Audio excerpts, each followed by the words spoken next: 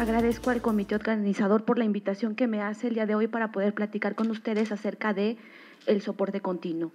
Y el porqué del título es porque es más apropiado o mejor aceptado para la población mexicana el hablar de un soporte continuo que de cuidados paliativos, que en algunas ocasiones puede ser de entrada una barrera para que el paciente llegue a nuestro servicio.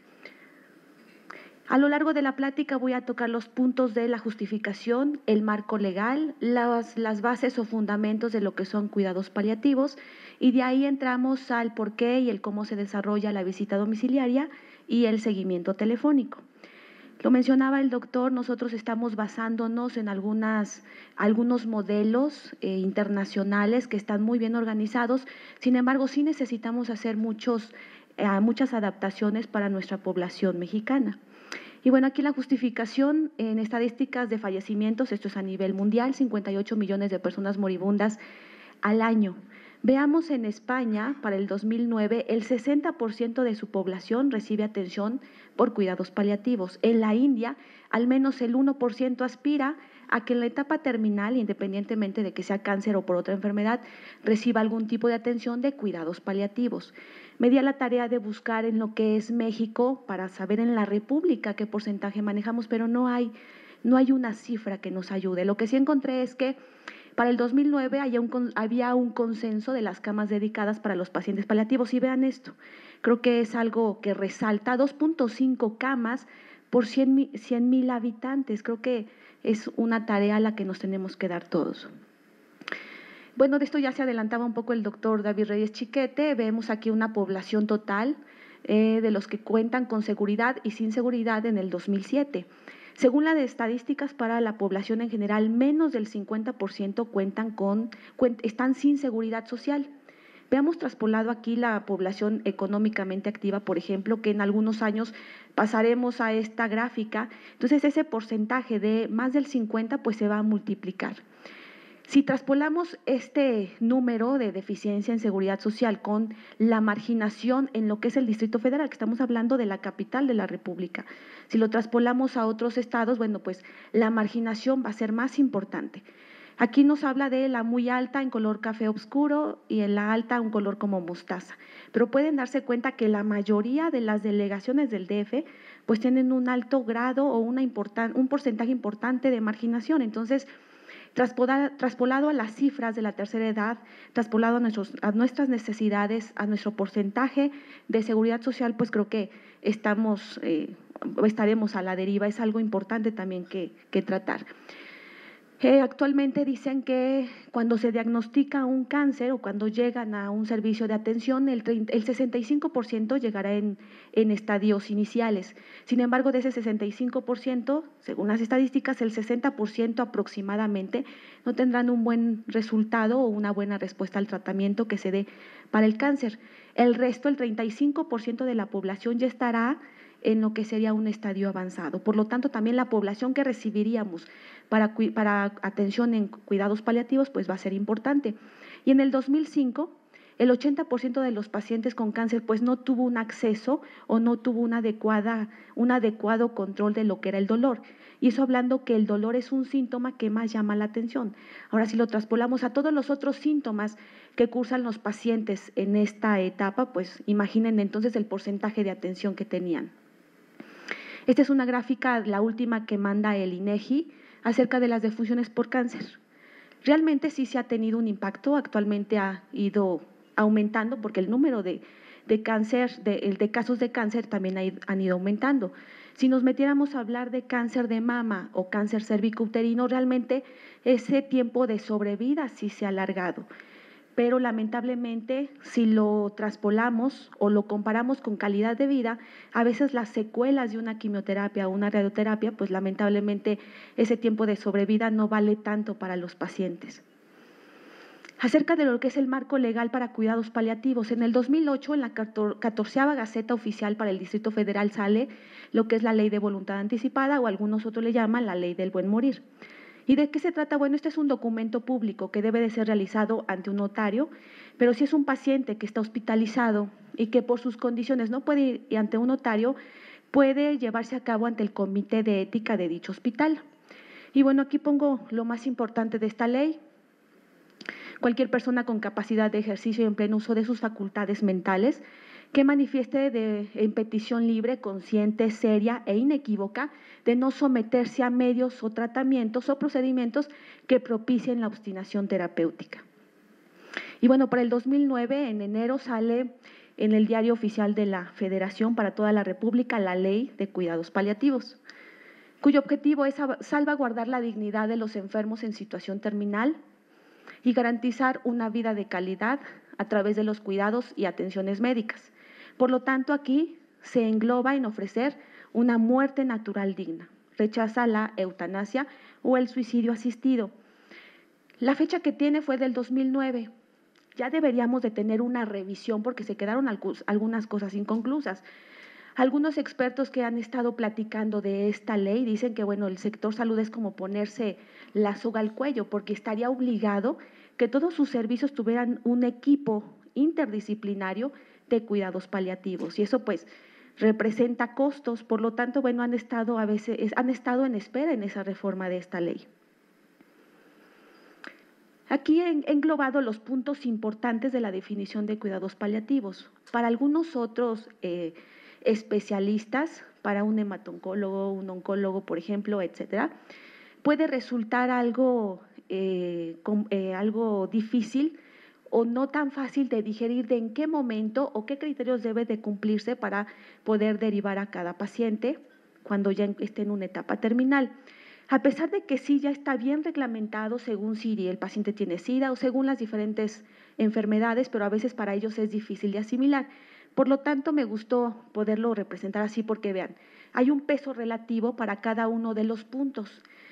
Habrá pacientes que cumplan con todos los criterios, que tengan una enfermedad avanzada, un mal pronóstico, 6 meses de sobrevida, que tengan múltiples síntomas, una gran demanda, pero habrá pacientes tal vez que el tiempo de sobrevida sea mayor, a lo mejor de 1 año, entonces a él no lo mandamos. Bueno, pues los autores recomiendan que si este paciente, bueno, la enfermedad ha estado progresando, aunque el pronóstico no se adapte a estos 6 meses, pero si tiene un impacto emocional, una gran demanda de atención de soporte por los múltiples síntomas, pues es un candidato para que lo derivemos a cuidados paliativos. O a lo mejor es un paciente con una sobrevida de 2 meses, pero a lo mejor no tiene estos síntomas, a lo mejor su forma de adaptación y el tipo de cáncer que tiene, a lo mejor no tiene dolor, leves náusea y vómito a lo mejor, entonces él también, según este peso relativo, lo podemos derivar. Entonces podemos ir jugando con cada uno de estos criterios para saber de una forma fácil cuándo sería un paciente candidato a derivar al servicio. Y aquí les presento de las bases de lo que es cuidados paliativos, los modelos de atención. Se supone que esto, bueno, esté radicado de lo que se debe de la práctica médica. Sin embargo, por ejemplo, en lo que es el abandono, yo creo que varios de los que estamos aquí continuamos escuchando la frase de ya no hay nada que hacer. Entonces, eso hace que para el paciente tenga un sentimiento de abandono y de que realmente pues ya no hay otra alternativa y que pues yo veré a ver qué hago en mi casa. Obstinación curativa, cuando, por ejemplo, para un oncólogo, él continúa con quimioterapia aún en agonía y bueno, hasta que llega la muerte. Entonces, pues, no fue algo funcional. O intensidad paliativa, nos ha tocado en el hospital que nos llaman ya, casi le llamamos como apagafuegos, el paciente ya está en agonía, está con una disnea importante y quieren que en ese momento pues lleguemos a resolver síntomas, a que se pueda adaptar, entonces realmente el tiempo conjugado con la gran demanda pues nos limita mucho. Y actualmente, bueno, lo que se acepta es el modelo integrado o el modelo cooperativo más intervenciones en crisis. La única diferencia entre ambos es que podemos dar, por ejemplo, quimioterapias en microdosis para solamente detener la actividad del tumor, con buenos resultados en calidad de vida. Y este, bueno, modelo integrado, vean, desde que se diagnostica a un paciente en una enfermedad crónica que sabemos que va a tener mal pronóstico, desde ese momento empezamos a trabajar todo el equipo interdisciplinario con su médico tratante. No se trata de robarlo, sino se trata de todos, cada uno según nuestras disciplinas, ir trabajando con el paciente y con su familia la adaptación que va a llevar la evolución de la enfermedad. Entonces, la verdad que nos da más tiempo para todo el tratamiento que queremos hacer. Y vean aquí, se engloba ese apoyo durante la muerte y por supuesto que también en el duelo para la familia. Acerca de lo que es el sistema FODA, hablando de debilidades, amenazas y fortalezas, bueno, solo englobé lo que nos llevaría a la justificación o limitantes para visita domiciliaria y para seguimiento telefónico, que es la forma de cómo daríamos ese seguimiento. Serían las opciones que hoy presento. Debilidades, bueno, no hay tantos cuidadores formales, profesionales con una capacitación adecuada para cuidados paliativos, pues se están creando, estamos en ello, pero no tenemos un número por mexicanos, pero la verdad que sí, no nos damos abasto. Cuidadores informales. Según las estadísticas, la mayoría de los cuidadores informales son mujeres, en donde no siempre se les preguntó si querían cuidar al enfermo. A veces por ser la última hija, por ejemplo, o la mayor, o bueno, a veces por dedocracia, se escoge a esa cuidadora, en donde la mayoría de veces tiene baja escolaridad o el sistema de comprensión y todo ello pues no es tan adecuado, entonces tienen algunas limitantes importantes y eso hace que pues claudiquen fácilmente. De las amenazas, bueno, para el Distrito Federal, realmente las distancias en kilómetros no son importantes, pero multiplicadas por el tráfico y esto sacado en horas, bueno, la verdad que a nosotros nos da tiempo de ir a una visita al día nada más con todo el equipo, o a veces los programamos si están cerca e ir a 2, pero no nos da tiempo de más. Y bueno, los escasos recursos económicos. Y en las fortalezas, bueno, que realmente sí tenemos aquí experiencia en previa del trabajo en varios institutos o varios sectores. Si hay quienes se han dedicado a lo que es la visita domiciliaria y la llamada telefónica y que han dado muy buenos resultados. Y bueno, que hay una aceptación en visita domiciliaria para la cultura mexicana. Hablando ahora de lo que son los síntomas, que es algo por lo cual una familia dice, ¿cómo puedo yo quedarme con el paciente en casa? Si lo estoy viendo que está en malas condiciones, si lo están ingresando de un hospital porque no lo han podido controlar, entonces, pues, ¿qué vamos a hacer? Y hablar de síntomas es hablar que realmente la mayoría de veces son múltiples. Anteriormente se había dado mucho énfasis al dolor, pero ya lo van a ver más adelante que el dolor no es de los síntomas que en intensidad y frecuencia aparezcan en más número. Evolución en crisis. Esto nos da mucho apoyo el seguimiento telefónico, porque en el momento en que a lo mejor empezó con alguna convulsión o la diarrea no ha dado buen resultado con el tratamiento, hacen una llamada y nosotros damos una solución que sea práctica. Son multifactoriales, bueno, son varios los puntos que tendrán que ver con ese síntoma y su aparición. Y es muy importante hablar del impacto de los síntomas. No es lo mismo que esté vomitando a que ahora tenga, por ejemplo, epistaxis o esté con alguna convulsión. Hay algunos síntomas que para la familia causan mucho estrés y entonces esto es lo que los alarma, hace que corran por una ambulancia y ahí es donde empieza ese costo por sobreutilización de algunos medios.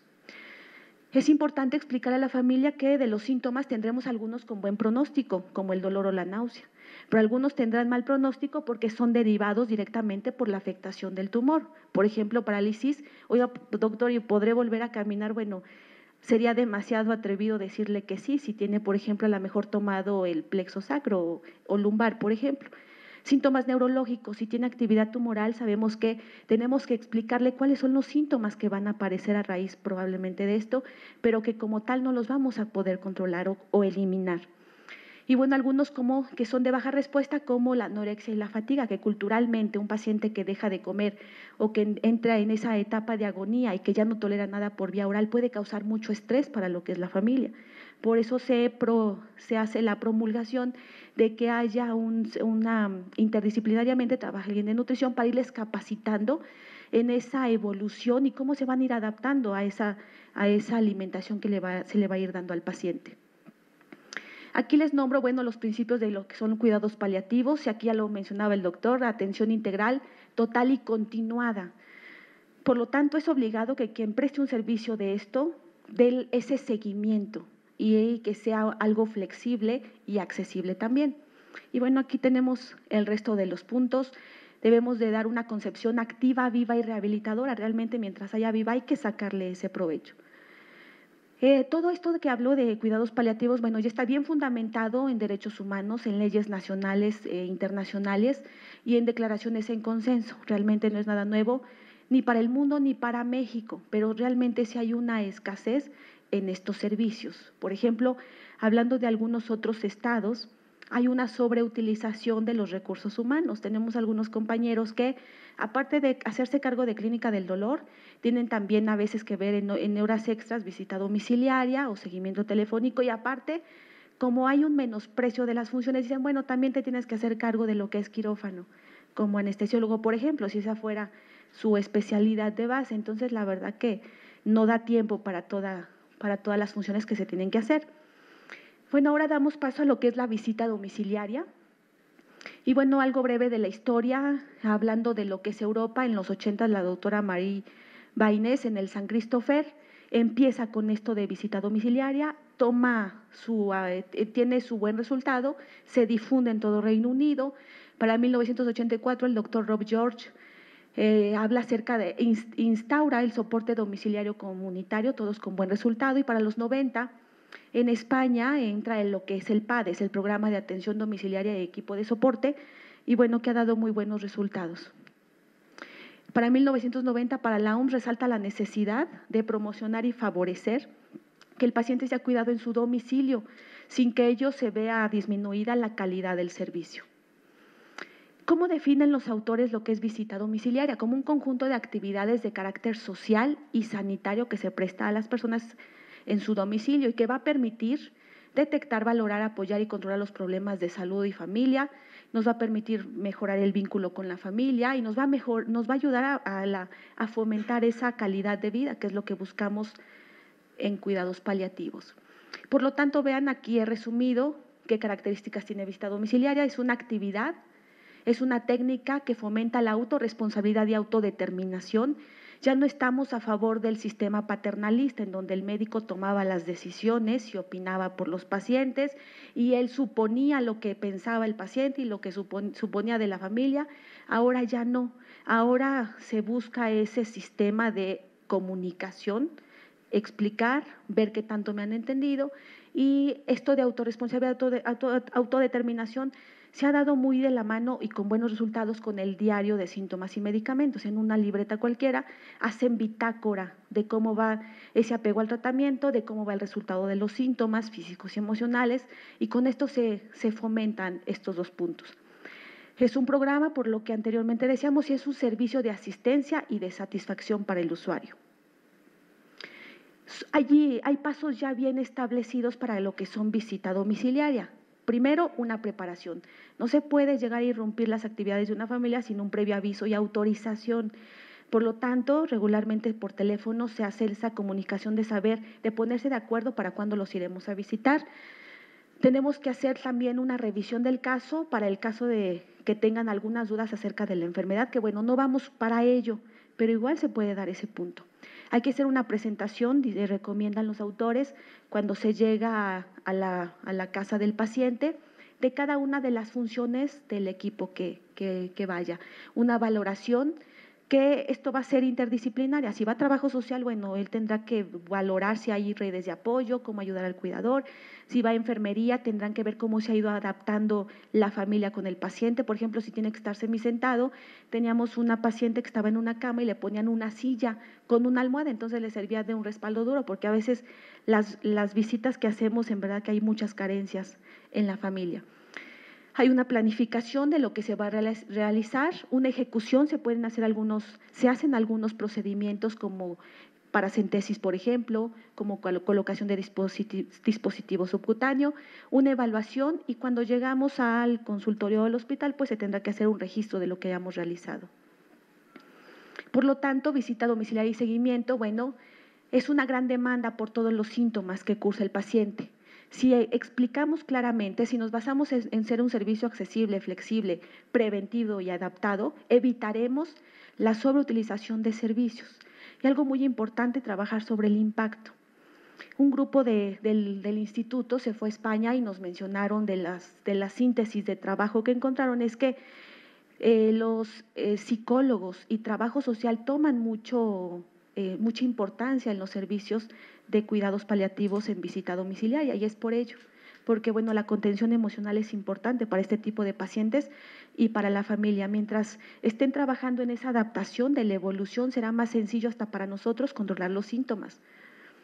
¿Qué requisitos hay? Bueno, que el paciente y la familia acepten que la familia acepte ese nivel de complejidad que va a estar sobre quien va a estar a cargo el control, por ejemplo, en la administración de los medicamentos, que haya una buena comunicación con el equipo y toda la familia paciente, un adecuado soporte psicosocial, soporte familiar adecuado, accesibilidad del equipo y, bueno, por supuesto que una adecuada integración del equipo de cuidados paliativos.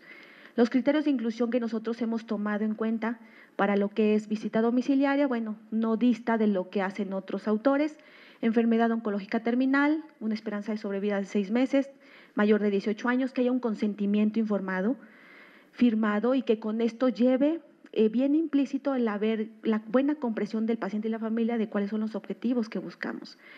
Que haya un cuidador primario responsable con quien nos estaremos comunicando o quien nos estará dando el informe, y una limitación funcional del paciente y que haya un deterioro que limite su traslado a la consulta externa.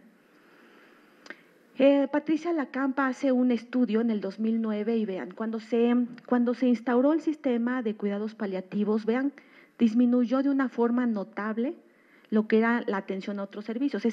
Esa sobreutilización que les comentaba acerca de lo que era urgencias, por ejemplo, o hospitalización, consulta externa de otros servicios o atención primaria, pues disminuyeron. Realmente sí hubo una buena integración del paciente, su familia, con el equipo. ¿Cuáles serían los beneficios, por ejemplo, por lo tanto, de la visita domiciliaria? Bueno, favorece expresión de los pacientes. Es un punto donde fácilmente trabajo social o psicología puede hacer una mejor conexión con los pacientes en todas esas emociones que se están dando a cabo en ellos. Mejora los vínculos entre el médico y la familia. Reconoce grado de adaptación del enfermo, detecta cuando haya algún punto vulnerable en la familia, revela valores e historia de la familia que nos pueden servir de instrumentos para saber cómo ir en esta adaptación con el paciente, detecta la red de apoyo. Comentaba, muchos de los cuidadores son por dedocracia y a veces se quedan solos. Cuando nos ven a nosotros como un equipo trabajando en pro del paciente, bueno, explicarles, se solidarizan y entonces ya ese cuidador puede contar con más apoyos. Permite profundizar en el conocimiento de la familia acerca de lo que está pasando y acerca de a dónde llegaremos. Y pues facilita la orientación familiar en el domicilio.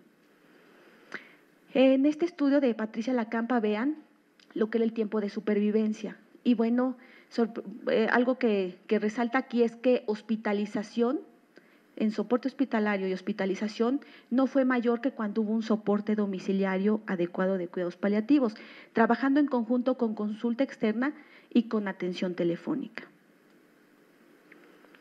Hablando ahora de los costos, que es algo que mueve a muchos institutos para poder aperturar este tipo de servicios, vean, esto lo sacó, bueno, de Gómez Batiste, de un estudio que realiza de costos, y vean los días de hospitalización, fue sacando los costos de rubro por rubro para irlos comparando. Hospitalización en euros, 495, comparado con lo que eran las visitas, 51 euros. Entonces vean aquí que ese ahorro en costo pues era importante para visita domiciliaria, traspolado a cuando un paciente por una sobreutilización o a lo mejor una obstinación terapéutica, el paciente continúa en atención y bueno, aquí no están considerando terapia intensiva, que se incrementaría el costo. Aquí vean un escenario de Gómez Batiste en el 92 acerca de lo que eran los costos sin cuidados paliativos. El ahorro, el costo fue de 7 euros, comparado con el ahorro en el 2001, vean. La disminución fue más importante cuando ya estuvo bien instaurado cuidados paliativos. Por ejemplo, en Europa, hablando de los modelos, puede ser realizado por personal de primer nivel o ya profesionales especialistas. Ellos han hecho comparaciones de esto y pues sí ha dado un mejor resultado los profesionales de cuidados paliativos.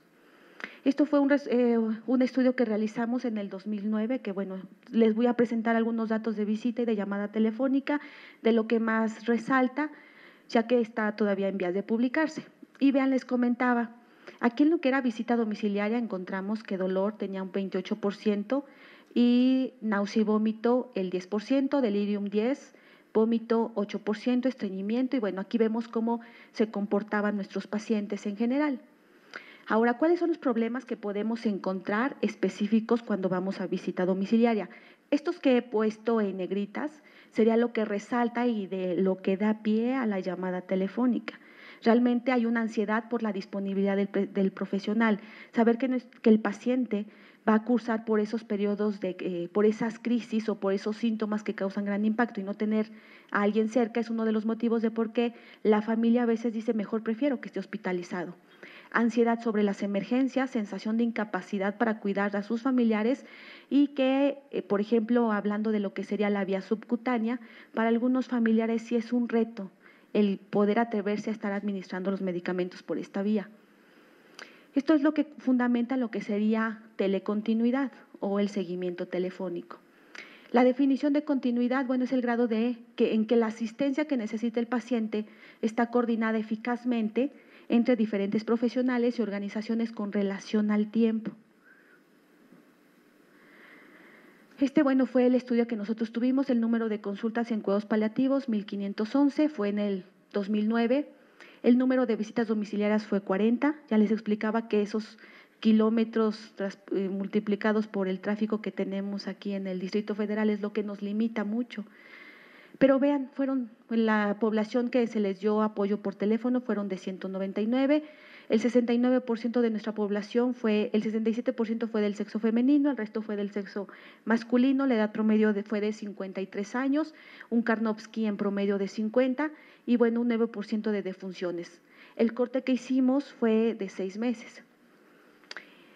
En llamadas telefónicas, el principal motivo por el cual nos llamaron los pacientes, bueno, fue por el control de los síntomas. Algún síntoma se había desajustado y teníamos que dar algún tratamiento. El 16% fue por agonía, el 13% fue por algunas dudas que se habían explicado en lo que era la consulta externa y que no habían quedado muy claro, y el 11% fue por algunos aspectos emocionales. En frecuencia de síntomas, esto es un estudio del 2006 y vean dolor, insomnio, estreñimiento. Ahora vean el resultado de nosotros. Fue alteraciones del apetito, malestar general, fatiga y de ahí dolor. Y bueno, de ahí el resto de los síntomas. Aquí, bueno, solo pongo los 6 más importantes. Esta fue la intensidad de cada uno de los síntomas. Y vean, apetito estos números que ven es según la escala de ESAS, que va del 0 al 10. Entonces, en promedio, bueno, fue un 6 de apetito, un 5 de lo que era fatiga, en insomnio 3.5, en tristeza 4.1. Entonces, les decía al inicio que pues el dolor para llamada telefónica no fue de los síntomas más importantes. Y bueno, es algo de Gómez Batiste que, bueno, va de la mano con los resultados que nosotros encontramos en nuestra población. Y bueno, antes de concluir, les traigo 2 gráficas para hablarles acerca, bueno, para solo presentarles acerca de las necesidades de los enfermos en la fase final de la vida.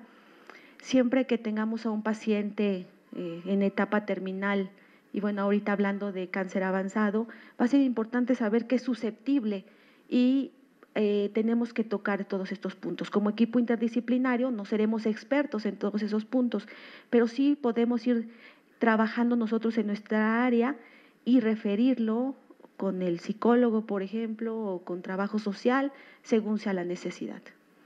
Y bueno, aquí algo muy importante también es hablar del cuidador, solamente para hablar qué es lo que él necesita, el cuidador, para que no haya una claudicación y para que él tenga una adecuada, para que él no termine enfermo después de todo. Y además, algo muy importante es que va de la mano. La calidad que tenga el cuidador en su salud, en su descanso, en su estado emocional, va de la mano o reflejado con la forma o la calidad en cómo estará cuidando a nuestros pacientes.